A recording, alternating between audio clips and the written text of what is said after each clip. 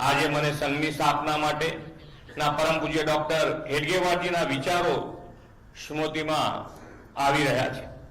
પૂજ્ય ડોક્ટર સાહેબ જાણતા હતા, જ્યારે દેશના દરેક નાગરિકના મનમાં રાષ્ટ્ર પ્રથમનો ભાવ જાગૃત થશે ત્યારે જ ભારત સશક્ત રાષ્ટ્ર બની શકશે।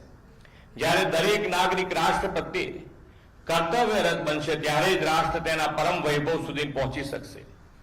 જાતિ, પંથ, ભાષા, ક્ષેત્રના ભેદથી ઉપર ઉઠીને રાષ્ટ્ર પ્રથમની ભાવ સાથે સંઘની સ્થાપના થઈ હતી। સમય જતા રાષ્ટ્રાય સ્વાહા ઇદમ રાષ્ટ્રાય ઇદમ નમમ સંઘનું બોધ વાક્ય બની ગયું છે।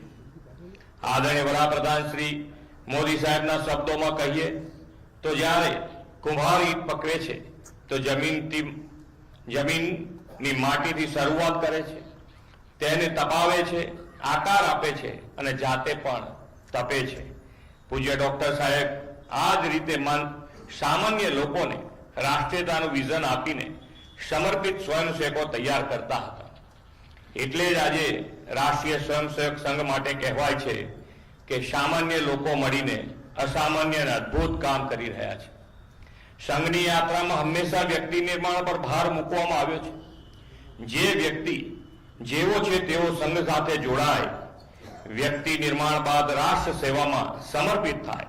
આ પ્રકારે શાખાના માધ્યમથી દેશભરમાં સ્વયંસેવકોની ફોજ તૈયાર થતી ગઈ।